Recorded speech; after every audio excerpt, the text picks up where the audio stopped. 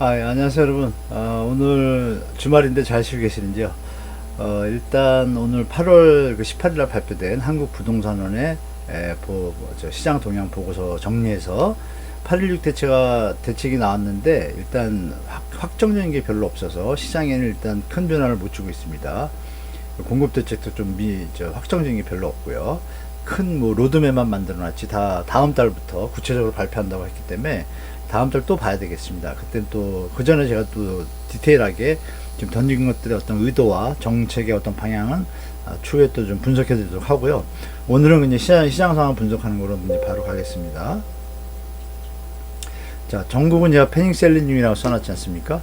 아이작 뉴턴이 이분이 이제 천재지 않습니까? 천재인데 어떻게 생겼냐면 이렇게 생기셨어요. 이렇게 생기셨는데 젊을 때는 되게 잘생겼더라고요. 잘생겼는데 이게 한 50대 때 모습입니다. 그래서 여러분들이 뭐 유추해서 생각하시고 일단 이분도 이 인간의 어떤 심정의 상태는 계산이 안 된다고 말씀하셨고 지금 전국이 패닉셀링 수준입니다. 제가 보니까 매물량이 급증을 하고 있고 거래량은 급감을 하고 있습니다. 완전 극과 극을 달리고 있죠.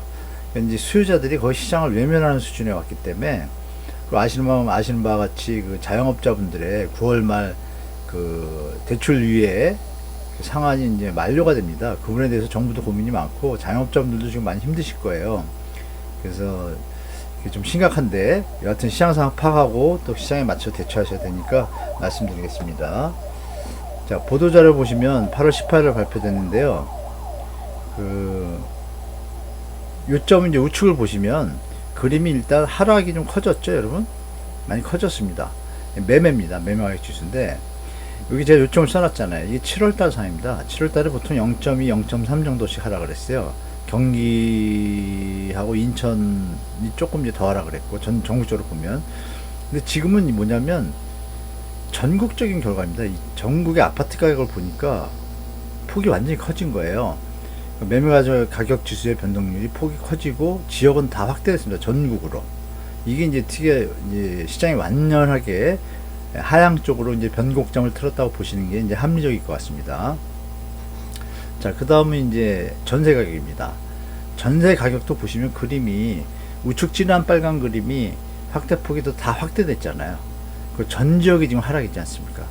그래서 전국 평균적으로는 일단 전부 다 하락이다 이렇게 보시는 게 낫고 간간히 전세 가격이 몇 개 도는 좀 아직 그 보합을 유지하거나 상승을 유지하고 있는데 그것도 이제 조만간에 꺾일 것 같습니다. 시장을 그렇게 보시는 게 좋을 것 같고 자, 보시는 바와 같이 그림을 보시면 이게 좀 작아서 제가 이제 확대해 드릴게요. 확대해 드리면 여기 보시면 6월 13일부터 이게 이제 하락 그림인데 빨간색이 하락인데 여기 보시면 전북입니다. 이게 전북만 살아 있습니다. 매매고요. 우측은 이거 제가 전세입니다.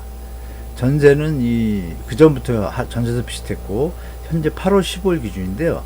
이 네 군데가 살아났습니다. 살아났는데 이것도 좀 꺾일 것 같고 여기다 결정적인 게 뭐냐면 아시겠지만 저번 대책에서 신혼부부하고 그 청년들한테 그 전세자금 대출을 확대했습니다. 청년들은 1억에서 2억으로 확대하고 신혼부부는 2억에서 4억으로 확대를 했어요. 그래서 그 부분이 시장에 이게 지금 받쳐지고 있는 것 같습니다. 그러나 이 액수를 따져볼 때 나머지 지역들의 주택 가격이 아파트 통계니까요. 아파트 가격이 일단 소형 위주로는 강세를 보이고 있지만 중형 넘어가기 시작하고 국민주택 규모를 넘어가기 시작하면 다 하향세로 다 돌아섰습니다. 전부만 지금 매매도 버티고 있지만 이것들도 제가 볼 때는 여기 보시면 이 수치가 좀 작습니다. 작고 거래량이 없습니다. 많이 없는 상태에서 저게 나왔기 때문에 그리고 아이러니한 건 그 지역들이 좀 미분양이 좀 많이 나기 시작했습니다. 이런 부분도 여러분들이 챙겨보셔야 되고 자 보시면 전북은 전주시가 제일 제가 볼 땐 개인적으로 크다고 생각하는데 전주시 상황입니다. 이게 전주시 보시면 자 이게 하락거래 이게 최근 며칠 사이 겁니다. 그리고 엊그제 거래량을 보니까 제가 그저께 전주가 거래가 많이 됐어요. 많이 됐는데 56개가 거래가 됐는데 그 중에 한 6개인가 7개만 상승이고 나머지가 거의 하락입니다. 그건 데이터에 안 잡혔고 이쪽 데이터에 다시 잡아보니까 일단 빨간 게 하락 표시인데요. 하락이지 않습니까? 상승이 있고 보시는 바와 같이 하락폭이 좀 크죠. 18%, 뭐 심합니다. 근데 중요한 건 이 가격입니다. 여기 보시면 가격이 다 1억 2억 됩니다. 1억 2억 되고, 그래서 이제 다른 부분은 면적별로 제가 좀 다른 걸 봤습니다. 보시면 이게 이제 저 우리나라에서 좀 거의 천재급에 해당하는 소프트웨어 개발자분인데, 제가 급하게 부탁을 드려가지고 또 만들어 주셨습니다. 그래서 같이 공익을 위해서 이제 움직이기로 했는데요. 감사드리고, 이 요점의 이 팩트를 보시면 여기 이 파란색들이 이제 상승 거래고요. 빨간 게 이제 하락 거래 표시입니다. 그럼 보시는 바와 같이 지금 7개가 하락이고 5개, 6개가 상승이잖아요. 여기서 또 아이러니한 걸 보면 그 폭의 차이가 있습니다. 상승은 여기 22% 급하게 오른 게 있는데 이게 3억 8천, 요거 빼고 나머지는 다 0%, 7%, 10%, 6% 수준이고, 나머지 이제 하락된 것들은 보면 12%, 11%, 뭐 18% 하락이 더 큽니다. 확실히. 그럼 데이터상으로 하락으로 떠야 되는데 아직 안 뜨고 있는 거죠. 그래서 전주 시장도 제가 볼 땐 요번 달 지나면 무조건 하락으로 돌아선다고 제가 좀 예측해 보고 있습니다. 서초구 하락한다고 제가 말씀드렸는데 실제로 하락했잖아요. 그건 뭐 지금 시장 상황이 그렇게 흘러가고 있다. 거의 뭐 냉각기를 넘어서 빙하기로 들어가는 수준인 것 같습니다. 제가 볼 때. 특히 추석 때 이제 가족들이 모이시고 나면 아마 더 빙하기로 갈 겁니다. 제가 볼 때. 자, 중간 아파트 매매 가격 변동률 이렇게 돼 있는데, 서울을 이제 집중적으로 한번 볼게요. 서울을 보시면 이 서초구가 드디어 7월 18일까지 버티다가 8월 1일 점점점 약해지더니 드디어 꺾었습니다. 제가 말씀드린 대로 장사가 없죠. 결국은 서울 전부 다 하락으로 바뀌었습니다. 용산 여기 보시면 아까 말씀드린 대로 잠시 움직인 보합을 유지했는데, 이건 뭐냐면 저기에요. 용산국제개발 그 발표하니까 괜히 뭐 심리적으로 그게 뭐 5년 최소한 제가 볼 때 10년 걸려야 되거든요. 호재이지 이미 시장에 다 반영되지 않았습니까? 그래서 지금은 그런 팩트들이나 호재가 뜨면 이미 호재가 아닌 거죠. 다 이미 했던 거고, 또 한 번 10년 동안 하다가 망했잖아요. 부도가 났지 않습니까? 그거를 제가 볼 땐 대선을 바라보고 미리 던진 건데 아무 내용도 없지 않습니까? 지금 뭐 하겠다라는 건데 그걸 굳이 이 집값 이런 상황 속에서 그걸 발표해야 되는지 의도가 좀 궁금합니다.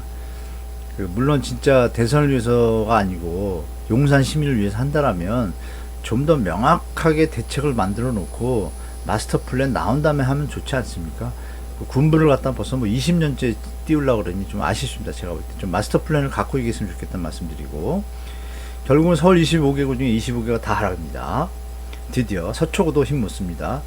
매매 하락이라 더 중요한 점은 뭐냐면, 하락지역 확대된 건 뭐 전부니까 해당 사항 있고, 하락폭이 커졌다는 얘기입니다.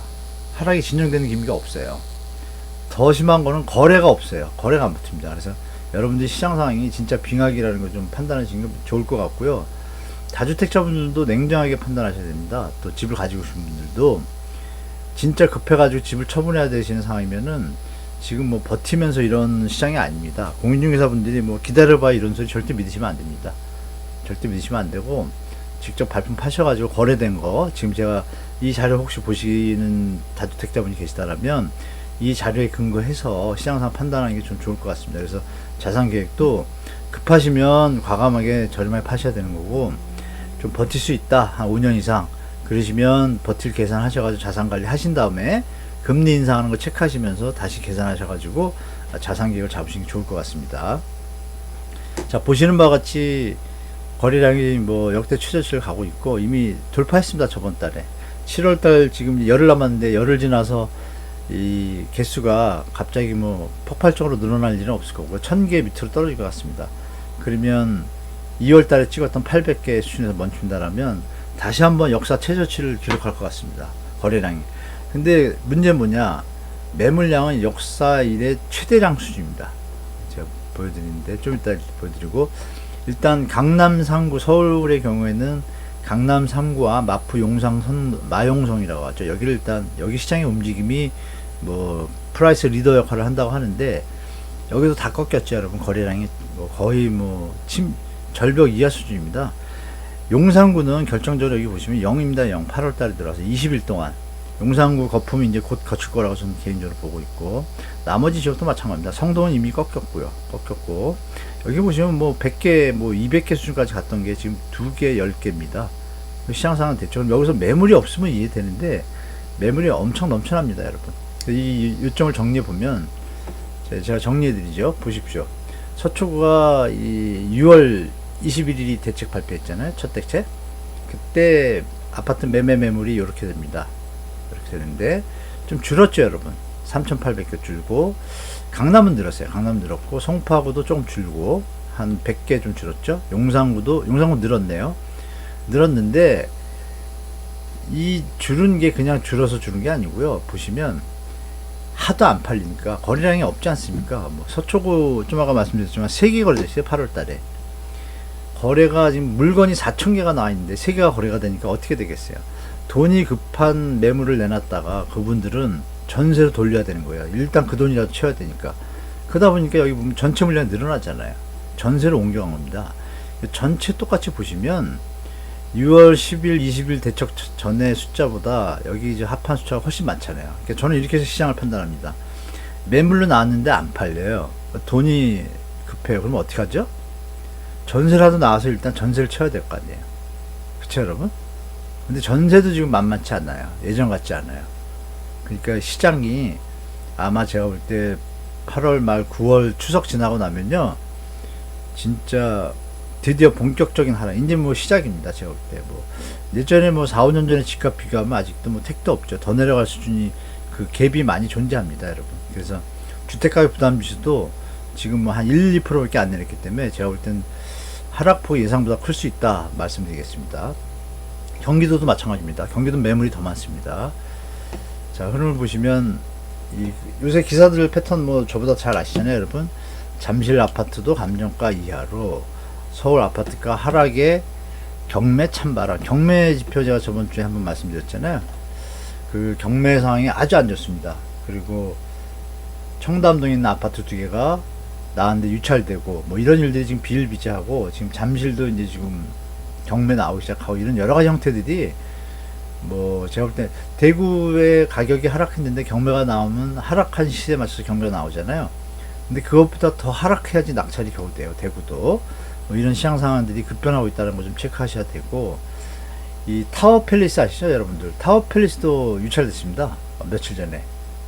지금 청담동도 유찰, 타워 팰리스도 유찰. 타워 팰리스 그렇게 좋다고 하는데 왜 유찰되죠? 가격이 거품이 꼈다는 얘기죠, 결론은. 주택담보대출이 지금 신용 등급 1위인 분들은 고정금리 가면 한 5점 중반대인데 5% 중반. 그렇죠. 아주 좋은 분들은 뭐 4.9도 있지만 일반적으로는 6% 넘었습니다. 넘었고, 영끌적 비명, 당연히 비명이죠. 그 비싼 집값을 샀으니 말입니다. 더 오를 줄 알고. 그 전에 뭐 4, 5년 전에 하신 분들은 그 사이에 팔고 나갔습니다, 여러분. 조심하셔야 되고, 여기 보시는 바와 같이 금리 인상, 이게 좀 중요한 부분인데, 여러분, 추가 금리 인상 재확인, 뉴욕 증시 하락. 어제입니다. 어제 뉴욕 증시 하락했거든요. 우리 다음 주 월요일날 하락할 겁니다, 제가 볼 때. 그러니까 이런 부분들이 시장이 만만치 않다는 거 여러분들이 다시 한번 새겨보시기 바라고, 서울 아파트가 하락, 뭐 매수 심리 최저, 뭐 여러 가지 그 내용들이 보시는 바와 같이 기사들이 뭐 어디 상승한다, 뭐 이런 얘기 없습니다, 지금. 그러면 이제 제가 볼 때는 1월 달부터 하락하기 시작해가지고 이제 제대로 속도 붙기 시작하는 것 같아요, 지금부터. 그러니까 이 거품이 이제 제거되는 과정이 이제 시작입니다, 본격적인. 그리고 여기 뭐 기사에도 나온 것처럼 본격화, 맞습니다, 본격화 되고 있습니다. 이거 여러분들이 시장 파악 잘 하시고, 혹시 주위에서 젊은 분들이 지금 정보가 바쁘시고 약하시니까 긴가민가 해요, 아직도 거짓말같이.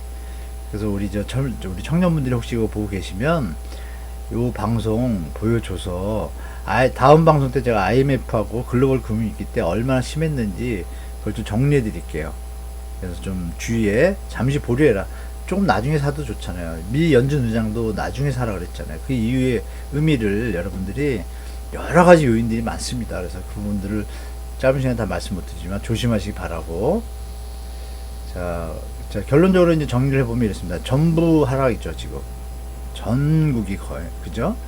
8.16 대책이 나왔어요. 나왔는데 별다른 팩트가 없고, 일기 신도시는 아마 지금부터 10% 20%씩 하락으로 푹 빠질 겁니다. 기약이 없는 상황이 됐거든요. 그리고 일기 신도시 분석에 대해서 제가 따로 하나 만들겠는데, 저도 뭐 30년 부동산 했으니까, 물론 그건 뭐 나로 시간이 걸리니까 따로 말씀드리고, 일기 신도시 조심하셔야 됩니다. 당분간 서울, 경기, 인천 아파트 매매 하락폭 큽니다. 그러면 분당에 지금 가서 5년 10년을 보고 법안 마련하는 거 기다리고, 그거 힘듭니다. 쉽지 않습니다. 제가 볼 때는 가격 조정이 크게 올 것 같습니다. 일기 신도시. 자, 그리고 거래량 절벽하고 공급 계획이 지금 명료한 게 없잖아요. 이것 때문에 이제 시장이 조금 잠시 전체적으로는 그림은 좋은데, 근데 9월 달이나 10월 달에 발표할 것 같아요. 제 생각에. 그러면 제가 볼 때 시장이 이 옆에 제가 두 가지 더 말씀드리면, 한국은행이 8월 25일 날 금리 인상을 합니다. 무조건 하는데 0.25냐 0.5냐예요. 그리고 미국 연준이 또 금리 인상을 합니다. 여기서 역전인데, 만약에 여기서 생각해 보세요, 여러분. 미국이 9월 20일 날 또 회의해서 올리는데 우리 중간에 추석이 있어요. 그럼 8월 25일 날 금리 인상을 하면 이게 0.25면 똑같아져요. 지금 역전 상태인데 똑같은데, 미국이 9월 달에 0.5로 올리면 어떻게 해요? 이게 따라가기 버겁잖아요. 계속 따라가는 형태가 되면 시장에 불확실성이 존재하게 돼요. 부동산 정상화 정도 좋지만 경제 상황이 안 좋기 때문에 하느니 0.5 올릴 수도 있어요, 이날. 그러면 시장은 완전히 제가 볼 때는 앞으로 2, 3년간 조정기로 들어간다고 저는 개인적으로 보고 있습니다. 자, 그래서 여러분들이 시장 상황이 지금 녹록지 않다라는 거 다시 말씀드리고, 지표에도 나오고 이 부동산에서 발표한 모든 데이터에도 나오잖아요. 실제로 서울의 지금 거래량은 0.01, 0.02로 뜨지만 실제 현장들에서는 어떠냐? 호가만 부르고 유지하고 있는 건 거래가 안 되고 있고, 통계할 때는 거래가 안 된 것도 잡아주고, 하락되는 거 뭐 5천, 1억, 2억씩 하락된 건 거래가 되는데, 전체 볼륨에서 작다 보면 그걸 빼다 보니까 수치가 0.0 뭐 이렇게 나오는데요. 실제 시장 상황은 좀 심각합니다. 제가 볼 때. 그래서 파시려는 분들은 과감하게 본인이 손해보지 않는 선이라면 잘 계산하셔서 파시는 게 좋고요. 가져가실 분들은 금리 인상이 될 거를 감안하셔가지고, 만약에 전세 가격이 2억 빠지면 2억을 여러분이 스스로 메꾸셔야 돼요. 그걸 메꿀 능력이 안 되면 자산 관리에 실패하게 됩니다. IMF도 하고 글로벌 금융위 때 그거 관리 못하다가 집 20채 30채 가지신 분들 다 파산했습니다. 여러분, 제가 분명히 말씀드릴게요. 그래서 그 부분에 대해서 아마 제가 9월 추석 그 사이에 그 분을 모시고 제가 한번 여기 말고 스튜디오에서 여러분 재밌으면서 우리 젊은 분들이 꼭 아셔야 되고 30, 40, 50까지 꼭 아셔야 되는 내용들을 냉철하게 한번 대담식으로 이제 해볼까 합니다. 그래서 그걸 기대해 주시고, 날짜 확정되면 예고도 제가 올려드릴 테니까 그때는 좀 꼭 많이 보시기 바라고요. 여하튼 오늘 방송 시청해주셔서 감사드리고, 오늘도 행복한 하루 되시고, 건강해야 또 뭐 돈도 다시 벌고 가정이 행복하니까요. 건강이 1번입니다. 1번이고, 하여간 시장 상황이 많이 안 좋다는 거 아시고, 무주택자분들은 더 기다리셨다 사면 되고, 유주택자분들 중에 다주택자분들은 빨리 냉정하게 계산하셔야 됩니다. 미국 금리하고 한국 금리 올라가는 거 계산하셔가지고, 제가 또 금리 인상 스케줄이나 예측을 대해서 따로 한 편 만들 텐데요. 계산하신 다음에 냉정하게 대처하시는 게 자산 관리에 도움이 되시니까, 꼭 집 갖고 계신데 뭐 지금 뭐 하락하냐 이렇게 심정적으로 버티지 마시고, 여러분 예측 가능한 비합리적인 행동을 하는 게 전 인류의 인간밖에 없습니다. 예측이 가능해도 해요, 비합리적인 행동을. 그게 이제 행동경제학으로 나오는데, 그런 부분 잘 새겨서 다시 한번 생각하시기 바라고, 여러분 집만 좋은 게 아니라 남의 집도 좋습니다. 또 새 집은 더 좋습니다. 이런 거 다 챙겨서 다주택자분들은 자산관리 하시고, 무주택자 우리 임차인분들께서는 충분히 시간을 가지시고 기다리셔도 전혀 문제없는 상황입니다. 그러니까 그런 부분 생각하셔가지고 추석 때 가족들 만나셔서 다시 한번 얘기하시고, 자산관리나 주택, 뭐 내 집 마련, 매각 이런 것들 결정하시면 좋을 것 같습니다. 자, 오늘 방송 여기까지고요. 이번 주말 잘 보내시고 다음 방송 때 또 뵙겠습니다. 수고하셨습니다.